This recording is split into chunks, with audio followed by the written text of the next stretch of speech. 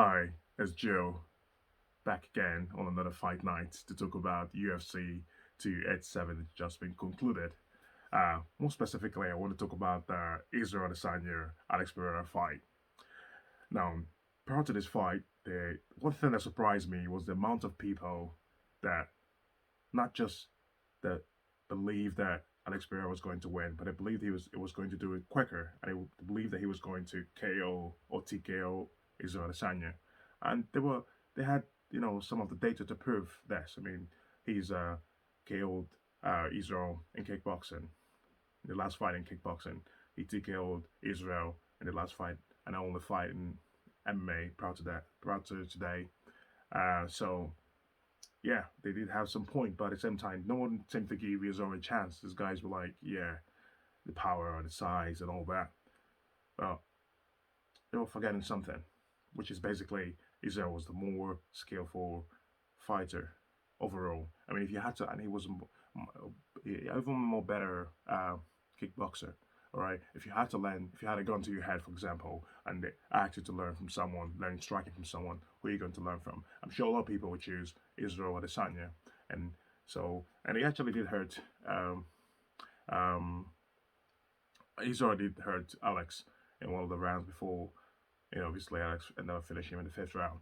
But so yeah, I put my money where my mouth at. I don't bet too much, but every year I put a budget of, you know, for just betting on sports, and I put some money in because the odds were great on Israel to win by KO or TKO, and won a couple pounds for some dinners, and so to be fair, I did head my bet because I like the head because that's a smart thing to do. Um, Overall, yeah, I did took some risks on the KO to win by KO TKO, and yeah, it paid off.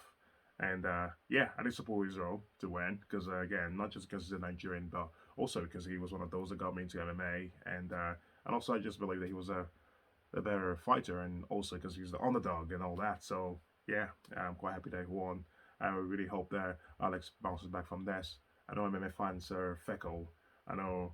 I mean, the amount of people literally believe that. Whew, I mean, guys like Dan Hardy believed that Alex Pereira was going to finish easy. Guys, Weasel, MMA Guru, and all that. They all believe that some of them actually wanted Pereira to win. I mean, guys, like, I mean, I don't know. First of all, I find it weird having opinions on people you never really met, before. I mean, yes, people could say Israel has done this, Israel can be this, and he's done that, but at the same time, I just try and focus on the skill. And sometimes I end up, sometimes it's very hard to not choose who you want to win. And I ended up being on the side of Israel. And yeah, so um, really hope that it means a good lesson for people, though. People like, somehow you could fight. Because, come on, someone that beat you three times and you're coming in to KO them. Someone that people has written you off against. I mean, think about it. It's a lot of lesson to learn from this. So, um, yeah, that's all I have to say. And peace.